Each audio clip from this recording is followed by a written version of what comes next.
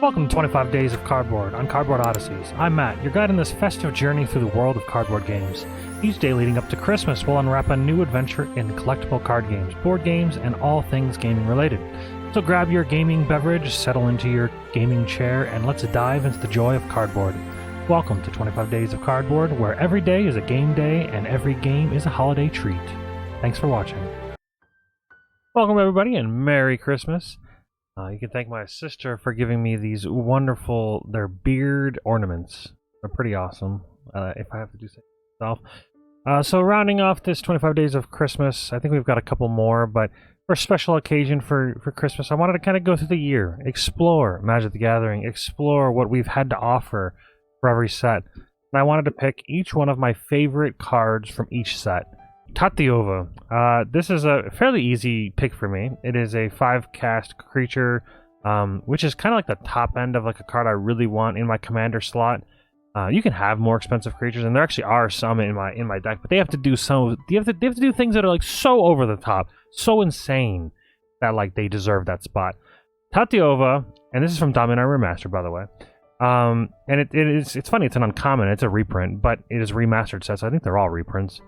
But the thing that Tatyova has landfall, which is an amazing ability. It has, whenever a land enters the battlefield, you gain 1 life, draw a card.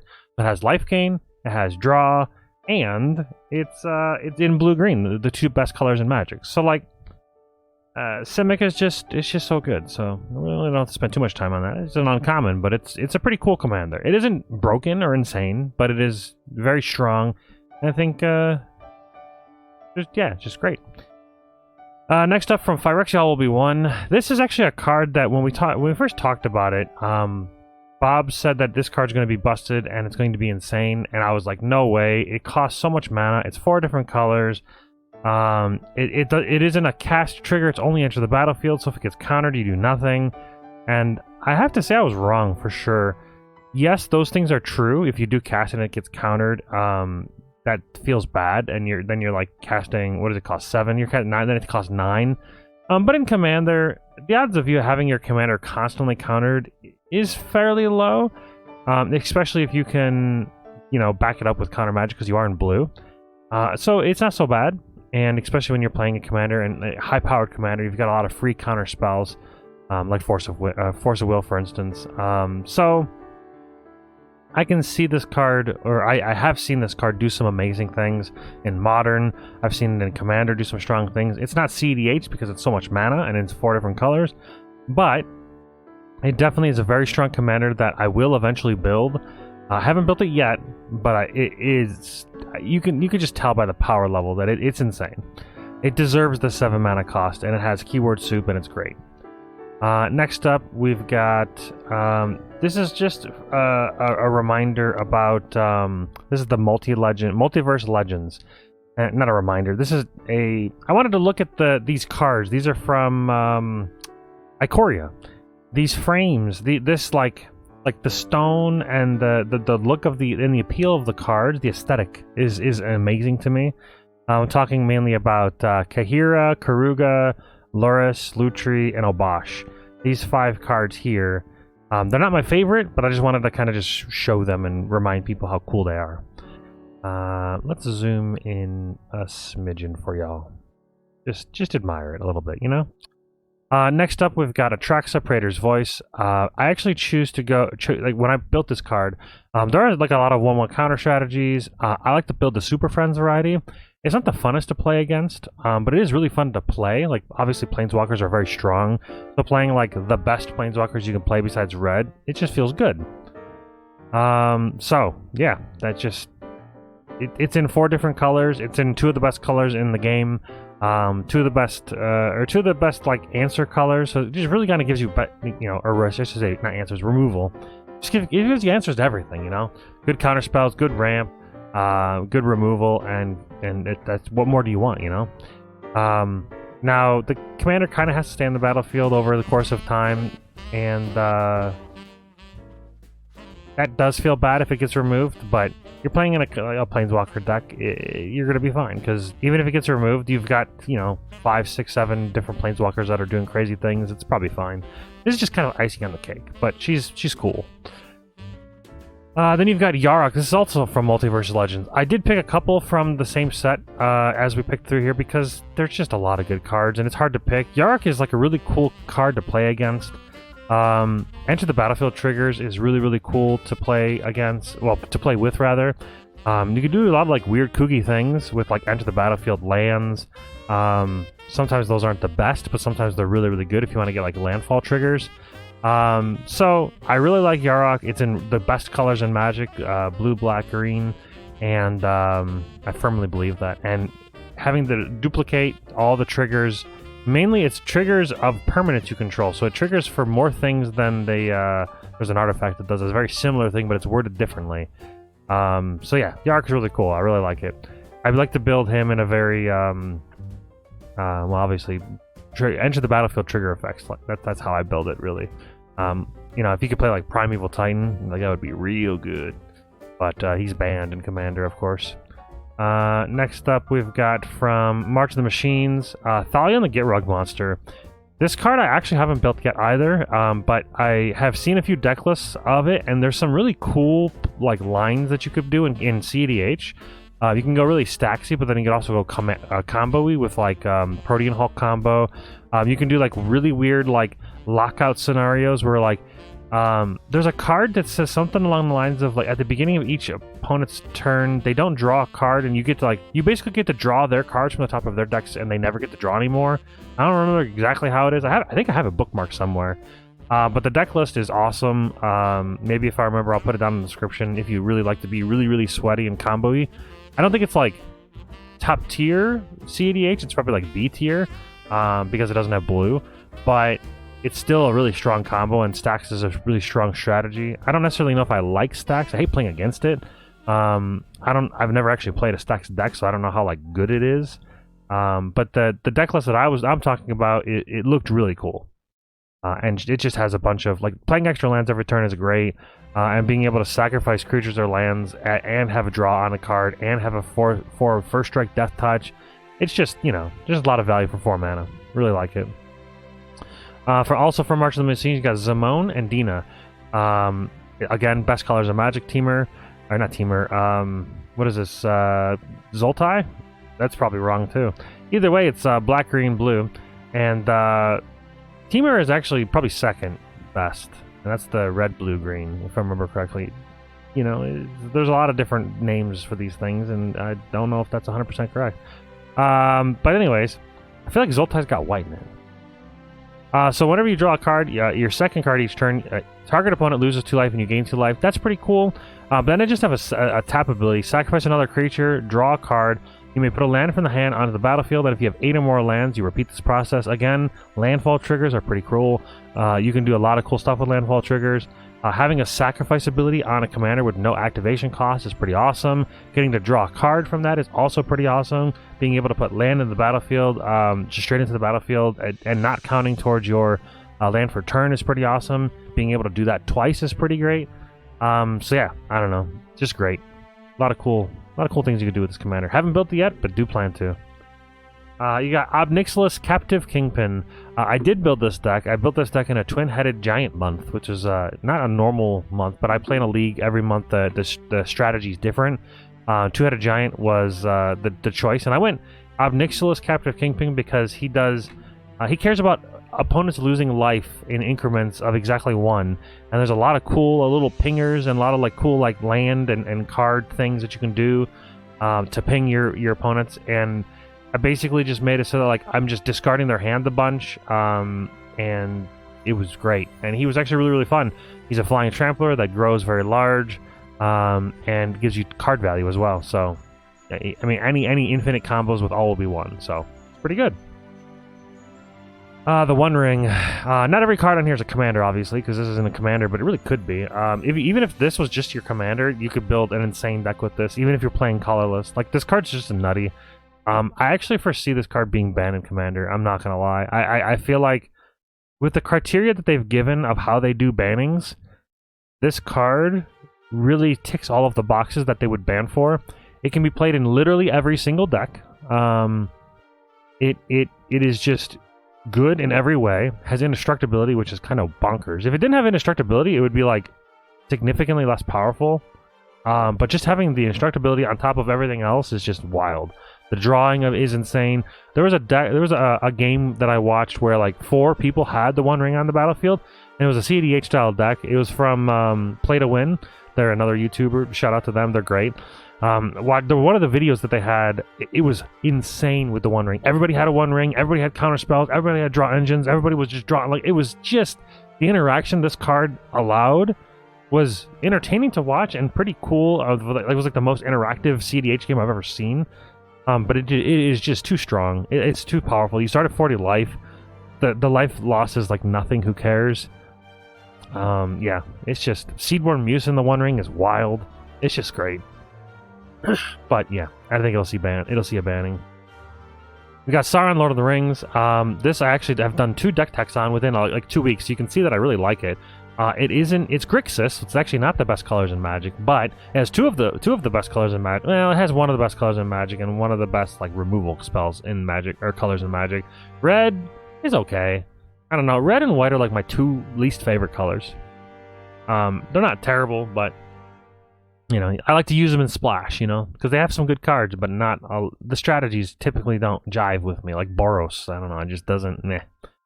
But yeah, Sauron, I really like the on-cast trigger. It doesn't have to resolve. It can get countered, but you're going to get reanimate a spell, and you're going to get a 5/5 zombie, and you're going to mill 5 cards, and you're going to most likely, unless somebody exiles your graveyard, reanimate a creature.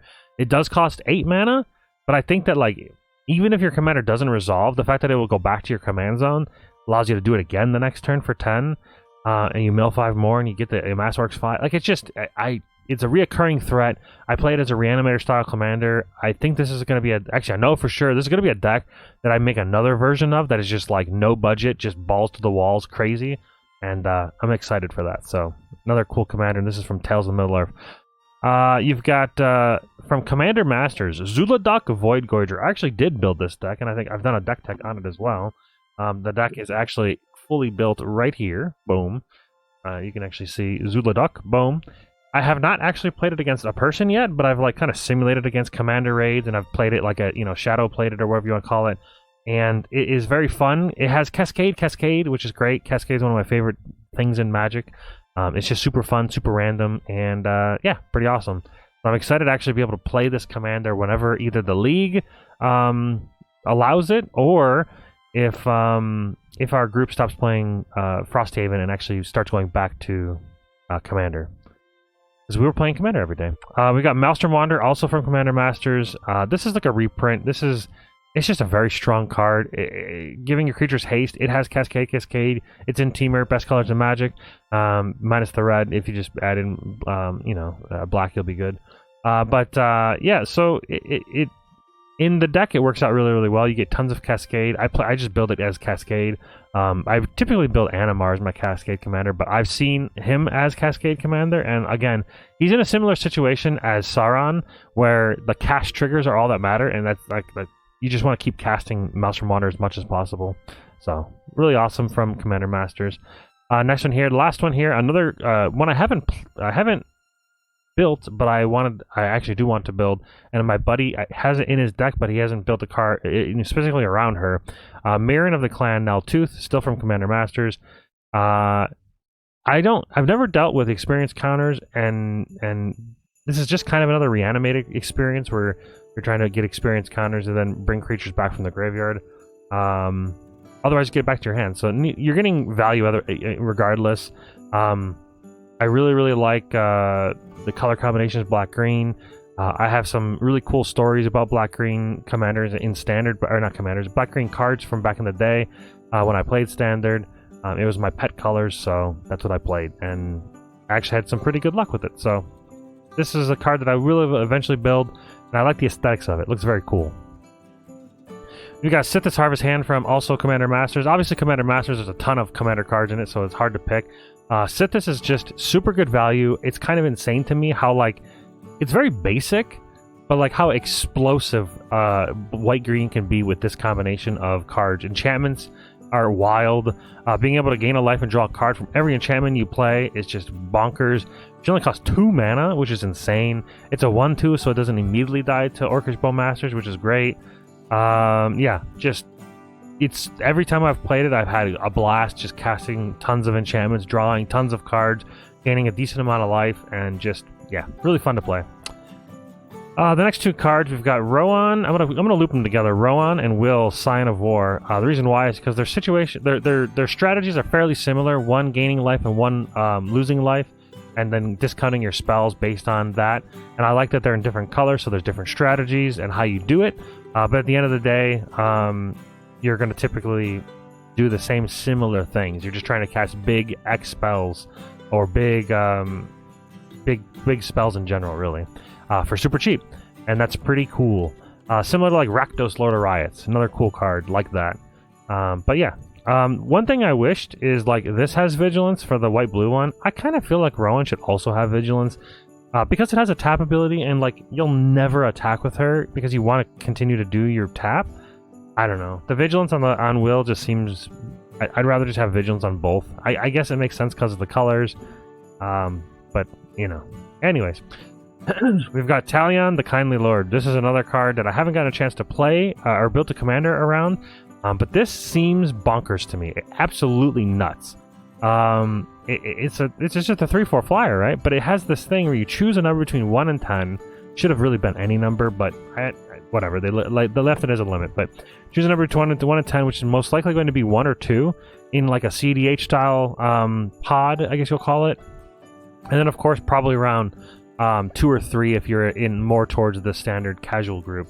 And yeah, you'll just be able to draw cards and make your opponents lose life, and you'll draw a lot. It's the fact that it's mana value, power, or toughness. It's 3 different values is insane. Like those numbers appear in a lot of different ways: 2, 3, and 4, or sorry, 1, 2, and 3. 4 as well. You could go 4 as well, but I don't know. I haven't done the math, but I know that 1 and 2 is like what people are fighting about in CDH. And I would have to imagine 2 and 3 and 4 are in the categories for, you know, casual commander. Excuse me. You've got the 13th Doctor from Doctor Who, and oh, I'm sorry, this was from Wilds of Eldraine, by the way. These 3 cards here, Wilds of Eldraine.